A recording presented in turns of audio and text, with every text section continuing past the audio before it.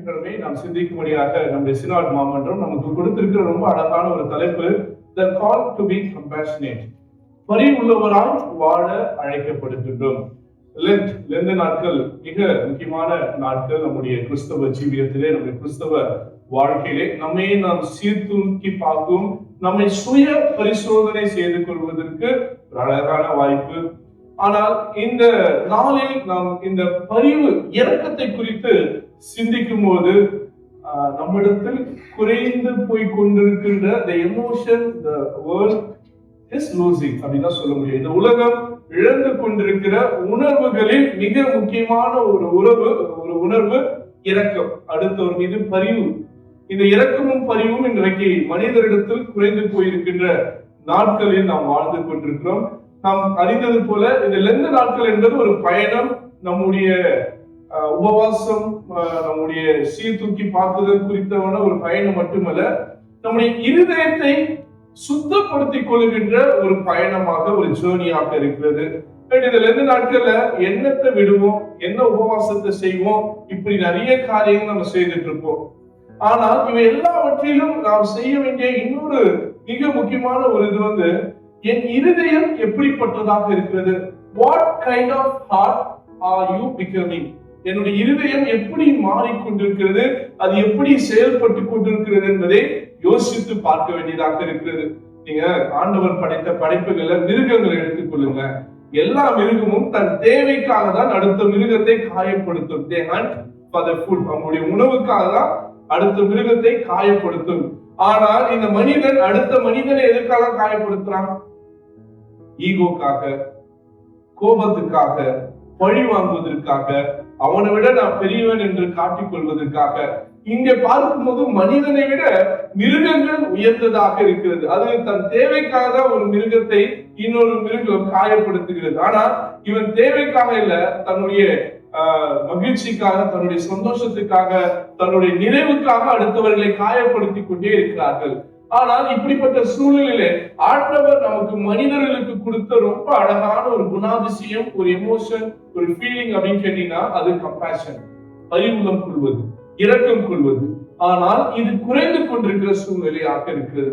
ஒண்ணுல நீங்க ஒரு சோசியல் மீடியால நியூஸ்லயே பார்க்கலாம். ஒரு டிராபிக் போலீஸ் ஒருத்தர் கண்ணு தெரியாதவர் என்ன பண்றாரு, கூட்டிட்டு போறாரு அப்படின்னு போட்டோட அந்த வீடியோ போட்டோன்னே எல்லாரும் என்ன பண்ணுவாங்க, அதுக்கு பாராட்டு தெரிவிப்பாங்க, எல்லாரும் அதை ஷேர் பண்ணுவாங்க. அவன் எவ்வளவு நல்ல போலீஸ்காரரா இருக்காரு அப்படின்னு. உண்மைதானே? உண்மையிலே எல்லா மனுஷனும் செய்ய வேண்டிய ஒரு சாதாரண கடமை.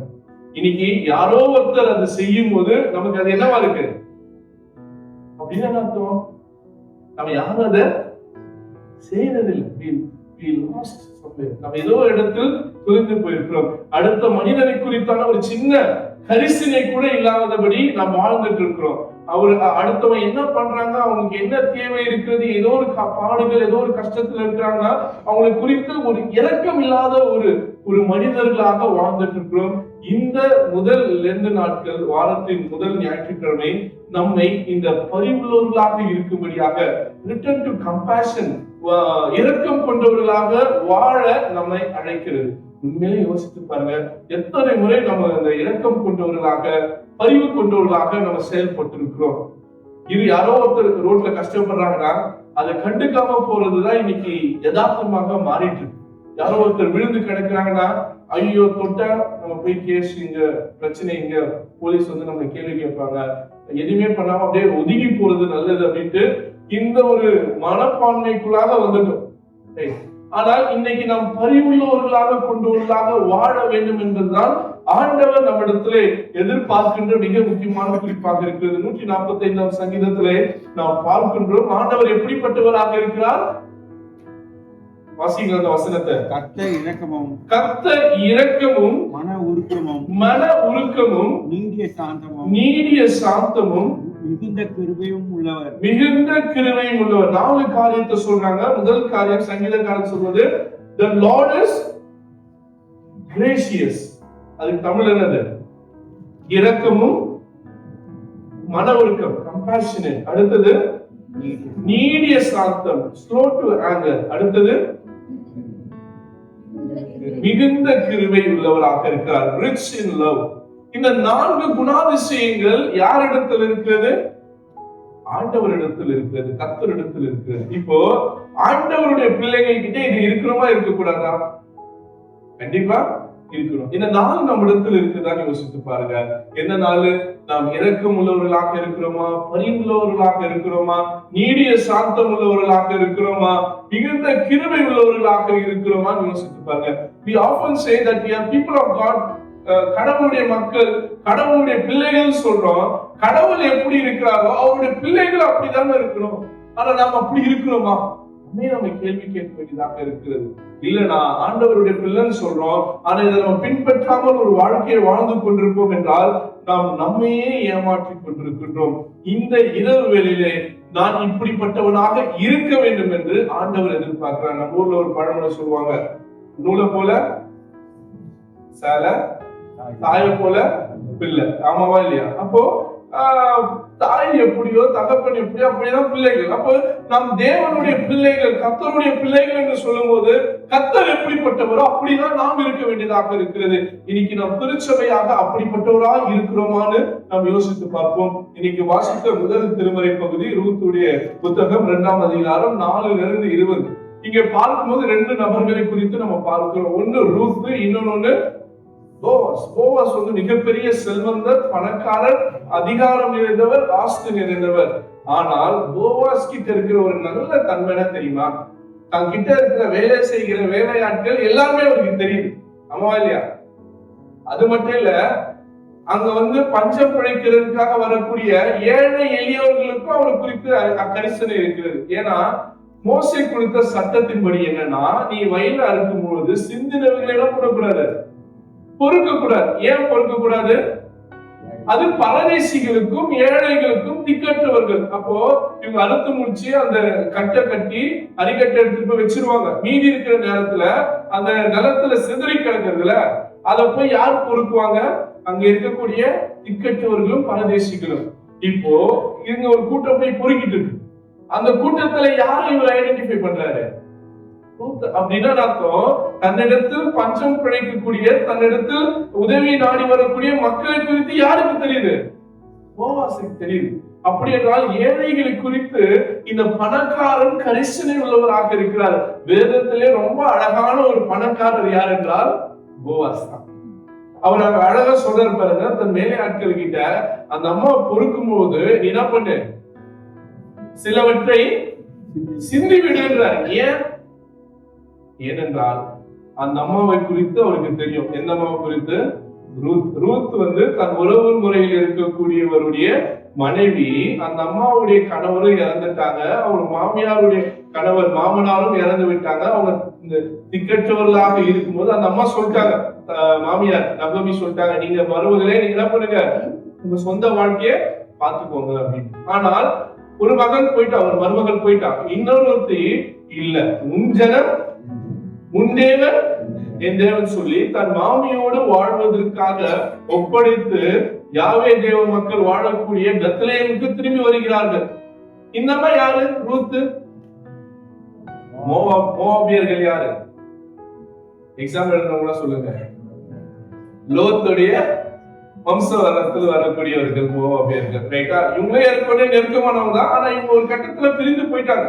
அந்த மோவாபியர்கள் புற இனத்தாராக புற தெய்வங்களை வழிபடுகிறவர்கள்.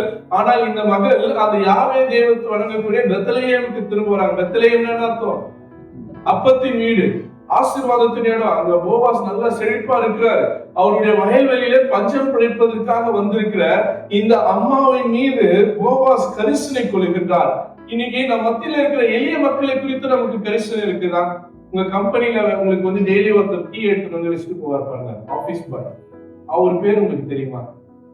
அவருடைய குடும்பத்துல எத்தனை பேர் இருக்கிறாங்கன்னு உங்களுக்கு தெரியுமா? அவர் எந்த நாட்டை சேர்ந்தவர்னு உங்களுக்கு தெரியுமா? இல்ல நீங்க போகும்போது உங்க கம்பெனில ஒரு செக்யூரிட்டி செல்யூட் அடிச்சு உங்களை உள்ள விடுறாரு, அவர் பேர் தெரியுமா? அப்ப நம்ம சுற்றிலும் இருக்கக்கூடிய ஏழை எளிய மக்களை குறித்து நமக்கு என்ன தேவைப்படுகிறது?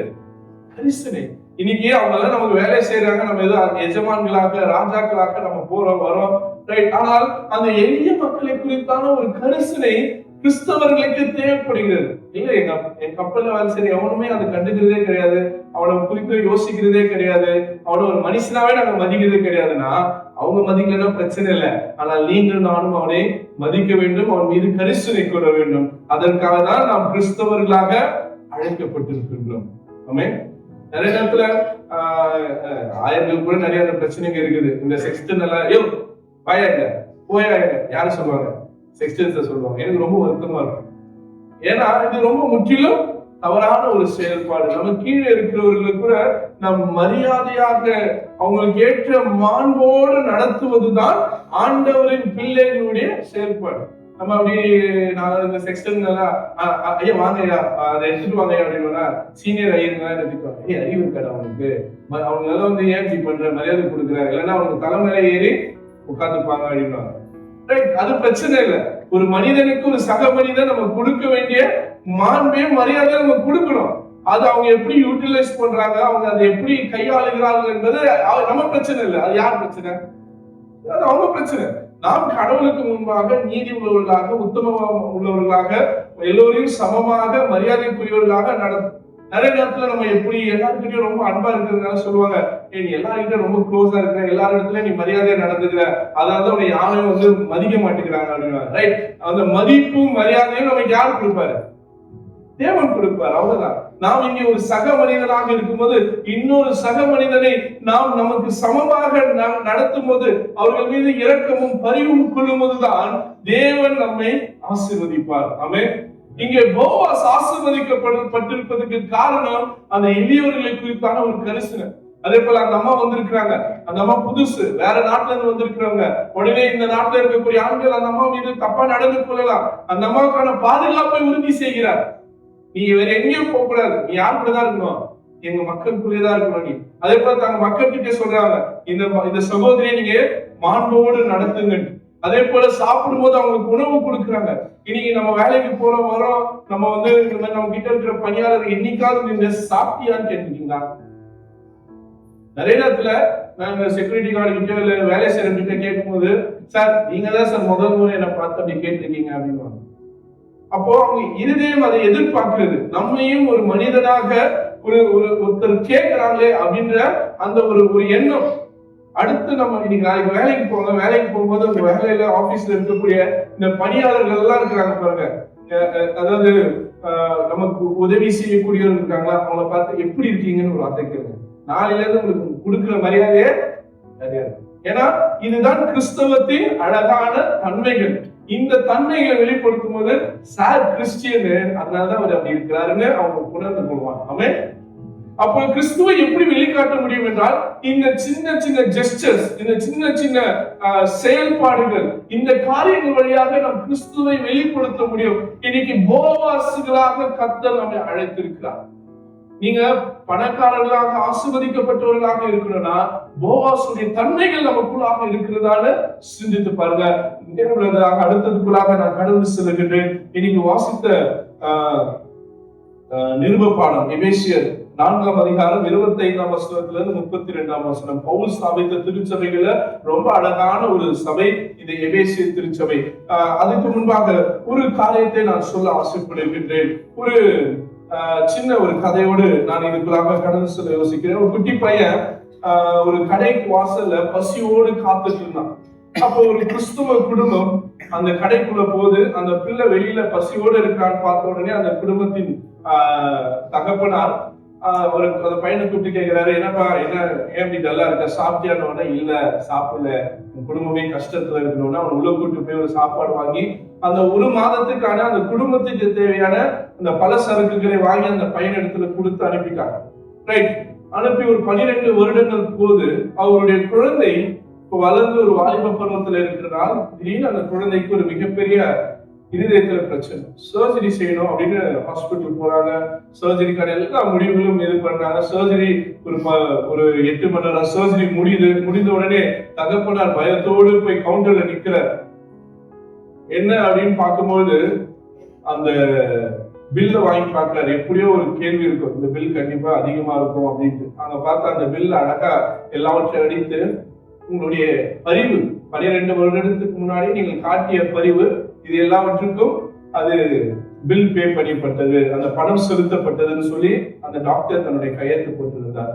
அப்புறம் போய் யார் அந்த டாக்டர்னு போய் பார்த்தா, 12 வருடங்களுக்கு முன்னாடி ஒரு சிறு மகனுக்கு உதவி செய்தார்களே, இன்னைக்கு அந்த அவர் படித்து ஒரு டாக்டராக இருக்கிறார். அன்னைக்கு என்னைக்கோ செய்த ஒரு இரக்கம், என்னைக்கோ செய்த அந்த பரிவு இன்றைக்கு அந்த குடும்பத்துக்கு பதிலுக்கு வந்து நின்றிருக்கிறது. அது போல நம்முடைய வாழ்க்கையில நம்ம செய்யக்கூடிய உதவிகள், நம்ம செய்யக்கூடிய இரக்கங்கள் நமக்கு என்னைக்கு அது ஆசீர்வாதமா வந்து நிற்கும் நமக்கு தெரியாது. அதுதான் நம்ம எபேசியர்ல வாசிக்கிறோம். ஆண்டவர் இயேசு இருந்த அந்த அன்பை நாம் வெளிப்படுத்தும்படியாக பவுல் நம்மிடத்திலே கேட்டுக்கொள்கின்றார். வாசிங்க, அதை நிறைவு வசனத்தை வாசிங்க.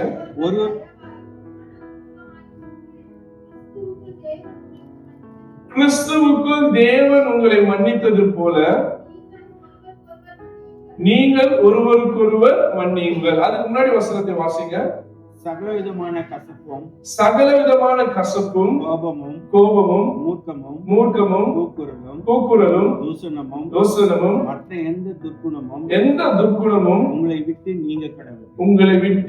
நீங்க கடவுள். அடுத்தது, ஒருவருக்கொருவர் தயவாயும் மன உருக்கமாய் இருக்க ஆண்டவர் நம்மை அழைக்கிறார். இன்னைக்கு திருச்சபைகளுக்குள்ளாக, குடும்பங்களுக்குள்ள இந்த மன உருக்கம், இந்த கம்பேஷனேட் என்ற வார்த்தைக்கு அர்த்தமே இல்லாமல் மாறிக்கொண்டிருக்கிறது. அருமையான தேவச்சனமே, நாம் மன உருக்கம் கொண்டவர்களாக, ஒருவரை ஒருவர் மன்னிக்கிறவர்களாக இருக்க ஆண்டவர் நம்மை அழைத்திருக்கிறார். ஏன்னா என்ன ஆண்டவர் சொன்ன அந்த அழகான கட்டளை தான், உன்னை போல் சொல்றோம். ஆனால் ஒருவர் செய்கிற தவறுகளை நான் மன்னிக்க மனசு வர மாட்டேங்குது, அவங்க மீது இரக்கம் கொள்ள மனசு வர மாட்டேங்குது. அப்படின்னும் போது நாம் எங்கேயோ குறையாக இருக்கின்றோம். இதுல இருந்து நாட்கள் ஒருத்தரை மன்னிக்கிறதுக்கு நமக்கு மனசு வரல அப்படின்னா இதுல இருந்து நாட்கள் நமக்கு பயனே கிடையாது.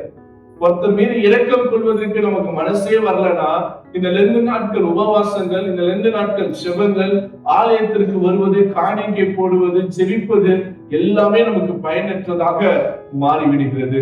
அதனால் அருமையான தேவச்சனமே, மன உருக்கம் கொண்டவர்களாக, தயவு உள்ளம் கொண்டவர்களாக நாம் இருக்க பவுல் நமக்கு இந்த வேளையிலே கற்றுத் தருகிறார் என்பதை நாம் புரிந்து கொள்ள வேண்டியதாக இருக்கிறது. நாம் அடுத்ததாக நற்செய்தி பகுதிக்குள்ளாக நாம் கடந்து செல்வோம். நற்செய்தி பகுதியிலே நாம் பார்ப்போம் என்றால், ஒரு குஷ்டரோகி ஆண்டவரிடத்தில் வருகிறார். அந்த பகுதியை வாசிங்க, அந்த முதல் வசனத்திலே வாசிங்க, 40.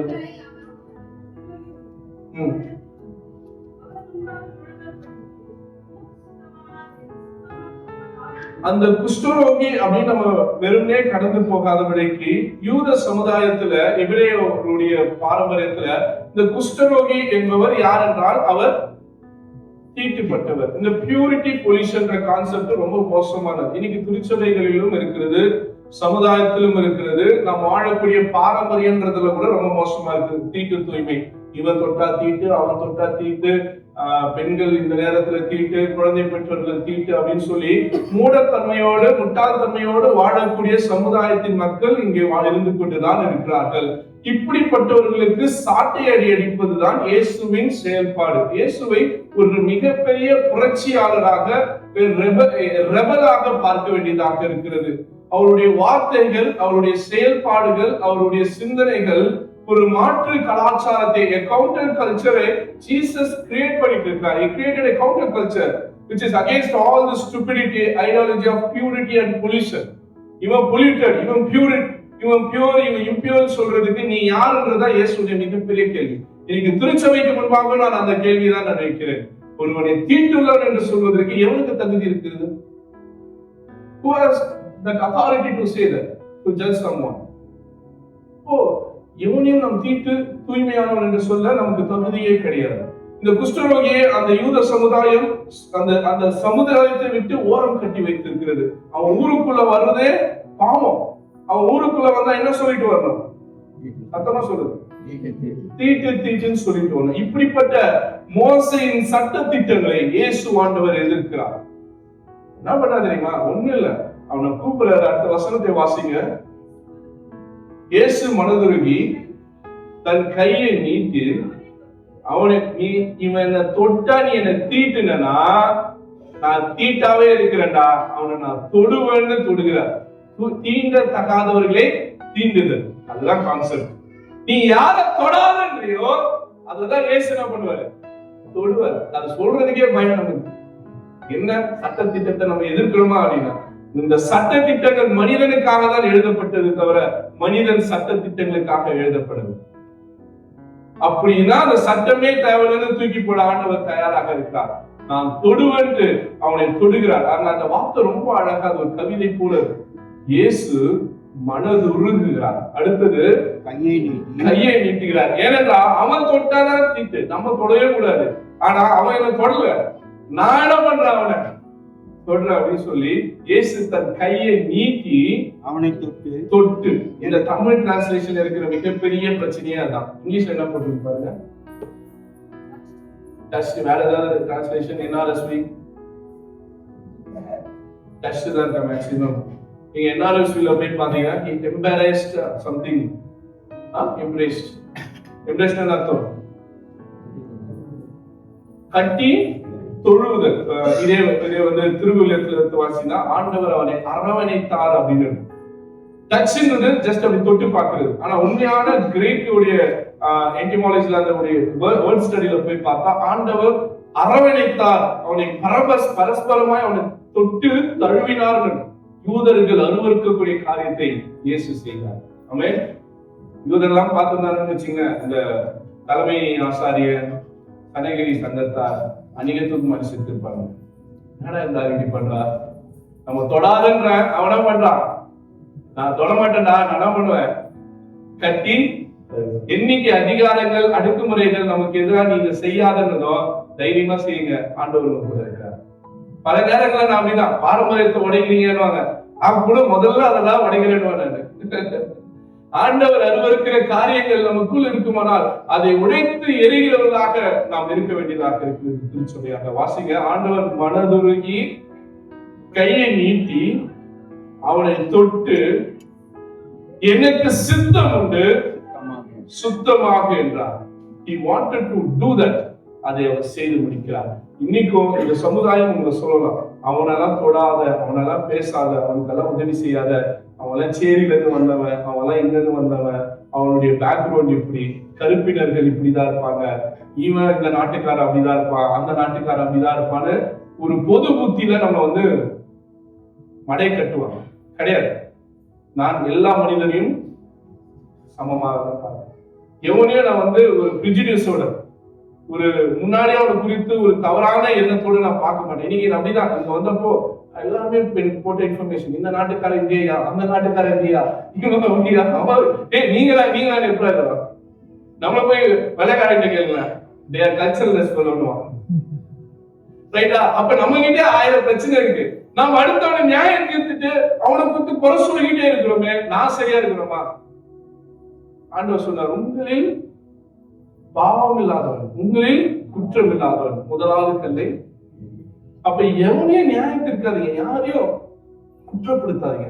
முதல்ல நான் நல்லா இருக்கேனா, என் கண்ணுல நல்லா இருக்கான், என் கண்ணிலே பெரிய மரத்தை தூக்கி உள்ள சொல்லி வச்சுட்டு இருக்கேன், அடுத்தவங்க கண்ணில் இருக்கக்கூடிய தூசியை போய் குறை சொல்லிட்டு நான் சொல்ல வசனம் சொல்லு. முதலில் உன் கண்ணில் இருக்கிற உதிரத்தை எடுத்து போடு, அப்புறம் உன் சகோதரன் கண்ணில் இருக்கிற தூசி.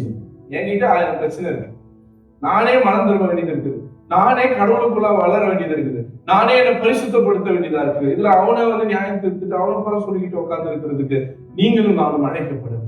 ஆமென். நான் நிறைவு செய்கின்றேன். பிரசங்கில ரொம்ப அழகான ஒரு வசனம் வாசிக்கலாமா? 11ஆம் அதிகாரம் 1ஆம் வசனம். உன் ஆகாரத்தை தண்ணீர் மீது போடு, அநேக நாட்களுக்கு பின்பு அதன் பலனை காண்பார். இது வாஸ்து பார்த்து ஒண்ணுமே புரியல. என்னடா சாப்பாட்டை தூக்கி தண்ணியில போட்டு அதனுடைய பலனை காண்பாய் அப்படின்னு யாருக்காவது விளக்கம் தெரியுமா? சொல்லுங்க. 6 வருஷமா பிரசங்கி படிச்சிருக்கோம். 11ஆம் அதிகாரம் 1 வருஷம். நல்ல காரியங்கள் செய்யணும், அதையா தண்ணியில போடணும்னு சொல்றாரு. ஓகே. அந்த காலத்துல வாணிகம் எப்படி செய்தாங்க? கப்பல்ல அனுப்புவாங்க. சாப்பாட்டு பொருட்களை கப்பல் அனுப்புவாங்க. இந்த கப்பல் அனுப்பும்போது அந்த கப்பல் போய் சேருமா, சேர்ந்த கப்பல்ல இருந்து திருப்பி பணம் வருமானு தெரியாது. ஆனா ஏதோ ஒரு நம்பிக்கையில என்ன பண்றாங்க, போடுறாங்க. உன் உன் ஆகாரத்தை தண்ணீர், நீ ஒருத்தர் உதவி செய்யறது அந்த மாதிரிதான். நீ அவனுக்கு தூக்கி ஒரு உதவி செய், அது திரும்பி வருமா வராதா, அது நன்மை இருக்குமா இருக்காதா கேள்வியே கிடையாது. உதவி செய்ய வேண்டியது யாரோட கடமை? நம்மளுடைய கடமை. அதுல எந்த எதிர்பார்ப்பும் இல்லாமல் அந்த காரியத்தை செய்ய வேண்டும் என்று ஆண்டவர் அழைக்கிறார். ஒரு சின்ன பிள்ளை ஒரு குட்டையில ஒரு ஆற்று இதுல ஒரு ஏரி இதுல விழுந்துட்டான். உயிருக்கு போராடிட்டு இருக்கான். பக்கத்துல இருந்து ஒரு விவசாயி ஓடி போறார்.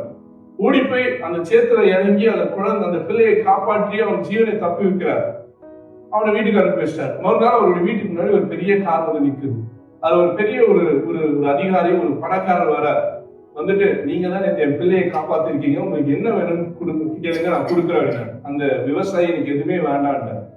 அப்ப அந்த பக்கமா அவருடைய பிள்ளை வந்தது, இது உங்களுடைய மகனா? ஆமா. இவனுடைய படிப்பின் செலவை மொத்தமே நான் எடுத்துக்கிறேன்னு சொல்லிட்டு அந்த பிள்ளையை தத்து எடுத்துட்டு போய் மிகப்பெரிய படிப்பு படிக்க வைக்கிறார். அந்த தேசத்துல இருக்கக்கூடிய மிகப்பெரிய மருத்துவக் கல்லூரியில மருத்துவராக மாறுகிறார். ரைட். இப்போ இந்த பணக்காரனுடைய மகனுக்கு உடம்பு சரியில்லை. அவருக்கு ஒரு மருந்து தேவைப்படுகிறது. அந்த மருந்து என்னவென்றால் பென்சிலின் என சொல்லப்படுகிற மருந்து. இந்த மருந்தை யார் கண்டுபிடிச்சதுன்னா, இந்த பணக்காரர் போய் ஒரு குழந்தைய கூட்டு வந்து படிக்க வச்சார்ல, அந்த குழந்தை கண்டுபிடிச்சது. யார் அது? Alexander Fleming. ரைட்டா? இப்போ இந்த குழந்தை இவர் கண்டுபிடிச்ச மருந்து அவர் பணக்காரருடைய மகனுக்கு திருப்பி போடுறாங்க. 2வது முறை அந்த குழந்தை காப்பாற்றப்படுகிறது. யாரால? அந்த விவசாயியுடைய மகனால. முதல் முறை அந்த விவசாயி எப்ப காப்பாத்துறாரு? தண்ணீர்ல விழுந்த போது. 2வது முறை அந்த விவசாயியுடைய பையனை கூட்டு வந்து படிக்க வைக்கிறாரு. அவன் படிச்சு மிகப்பெரிய டாக்டர் ஆகி அந்த பென்சிலின் ஊசியை கண்டுபிடிக்கிறாரு. அந்த ஊசி இந்த மகனுக்கு திருப்பி உதவி செய்கிறது. ரைட். இப்ப செய்தார் இந்த பணக்காரர் யார் என்றால், அவர் பேர் லார்ட் ராண்டோல்ஃப் சர்ச்சில். இந்த பையன் யார் தெரியுமா? Sir Winston Churchill. அந்த விவசாயியை நீங்க தெரிஞ்சிருக்காரு. அமெரிக்கா தேசத்துடைய மிகப்பெரிய யார் அவரு? Prime minister. ரைட்டா? பிரிட்டிஷோட மிகப்பெரிய பிரைம் மினிஸ்டர். இவருக்கு உதவி செய்கிறோம் அப்படின்றது இவருக்கு தெரிஞ்சிருக்காரு. அதே போல இந்த குழந்தைக்கு படிக்க வச்சதுனால இவன் பிற்காலத்துல ஒரு மிகப்பெரிய சயின்டிஸ்ட் ஆக போறாருன்னு ராண்டோல்ஃப்க்கு தெரிஞ்சிருக்காரு. உதவி செய்தார்கள். ஆனால் அந்த உதவி இன்னைக்கு உலகத்தையே மாற்றி இருக்கிறது. ஒரு மிகப்பெரிய அரசியல்வாதியும் ஒரு மிகப்பெரிய சயின்டிஸ்டும் உருவாக்கி இருக்கிறது. இன்னைக்கு நீங்களும் நானும் செய்யக்கூடிய ஒரு உதவி பல வருடத்துக்கு கழித்து மிகப்பெரிய ஒரு அதிசயத்தை அது ஏற்படுத்தி இருக்கிறார். அதனால உங்களுக்கு உதவி செய்வதற்கு திராணி இருக்கிறது. ஒருத்தருக்கு பரிவு காட்டுவதற்கு உங்களுக்கு வாய்ப்பு இருக்கிறது. ஒருத்தருக்கு கிருபை காட்டுவதற்கு உங்களுக்கு சமயம் இருக்கிறது என்றால் தயவு செய்து செய்யுங்க. ஆண்டவர் உங்களை ஆசீர்வதிப்பார். கொடுக்கிறதுனால என்னைக்கும் ஒருத்தர் கெட்டு போறது, இரக்கம் காட்டுவதனால ஒருத்தர் அழிந்து போவது கிடையாது. அதனால இந்த லெந்து நாட்களில் நீங்க உண்ணாநோன்பு இருக்கிறீங்களோ இல்லையோ, மாம்சத்தை சாப்பிடுறீங்களோ இல்லையோ, இல்ல நீங்க உலகத்தின் காரியங்களை செய்யப்படுகிறீர்களோ இல்லையோ, எல்லோர் மீதும் இரக்கம் கொள்வர்களாக இருப்பீர்கள் என்றால் இதுதான் உண்மையான உபவாசம். கர்த்தர் இந்த வார்த்தையை நமக்கு ஆசீர்வதித்து தருவாராக. தலையில தாழ்த்தி ஜெபம் செய்வோம். அன்பின் ஆண்டவா, இந்த வார்த்தைக்காக நன்றி செலுத்துகிறோம். நாங்கள் பரிவுள்ளவர்களாக வாழும்படியாக நீர் எங்கள் அழைத்தமைக்காக நன்றி செலுத்துகிறோம். ஆண்டவரே, எங்களை ஒப்புக் கொடுக்கிறோம். அப்படிப்பட்டவர்களாக நாங்கள் இருக்க எங்களுக்கு கிருபை தாரும். திவ்ய கரங்களை தாழ்த்தி ஒப்புக் கொடுக்கிறோம். இயேசுவின் நாமத்தில் ஜெபிக்கிறோம். நல்ல தந்தையே.